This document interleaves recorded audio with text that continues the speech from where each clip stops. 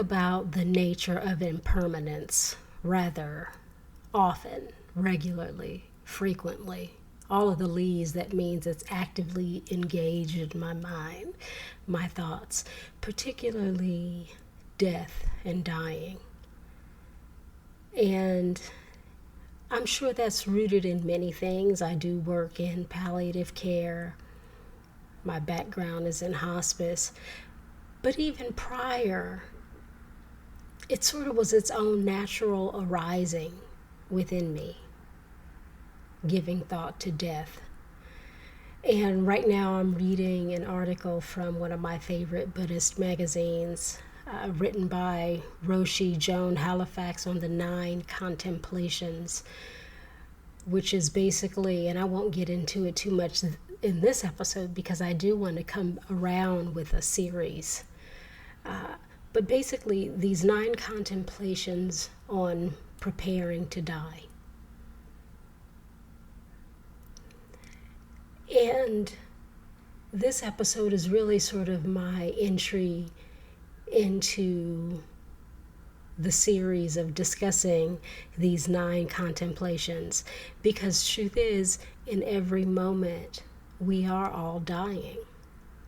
And it seems so far from our conscious awareness. It's like death is out there somewhere for those people who die.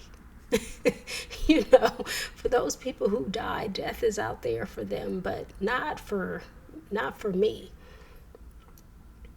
And not for anyone I care about. And if it happens to happen to anyone I care about, then that was sort of an aberration, out of the norm, should not have happened.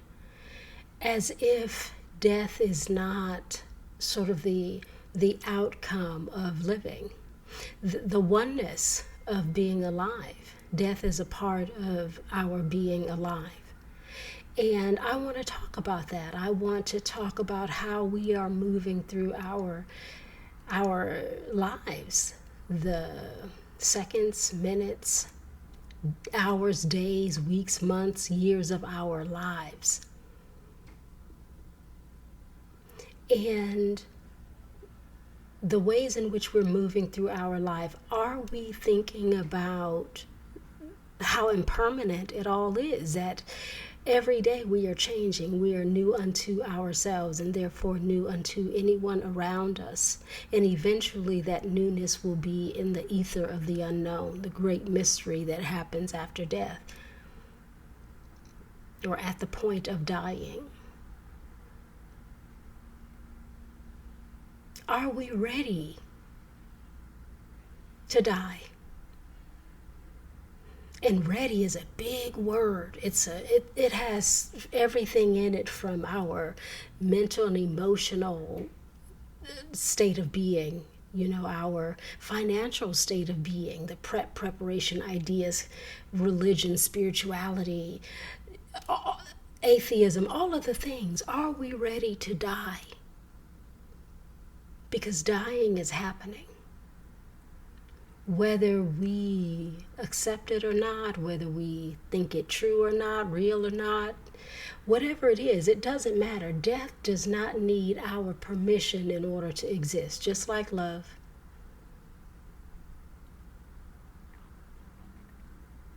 Many people are unable to bring life into the world for whatever the reasons. And yet, when life does enter the world, death does not need anyone in order to manifest itself the way that life sort of does.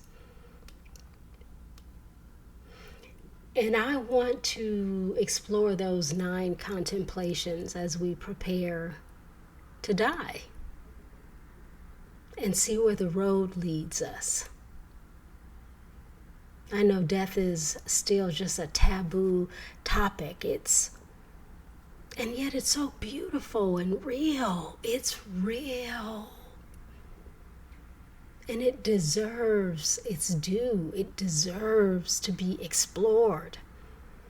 Even if fear is a part of the exploration, it deserves to have a seat at the table.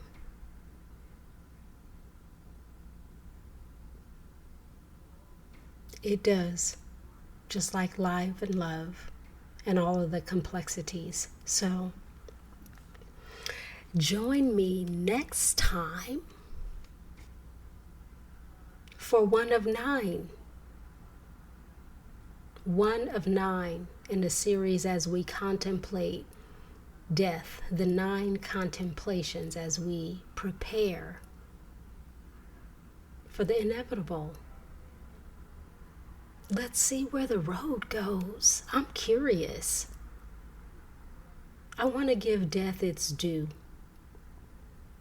And that way, no matter when it comes, there's no surprise.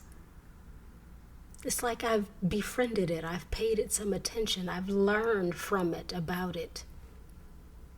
I've offered myself to it. Yeah, I'm feeling that. So join me next week.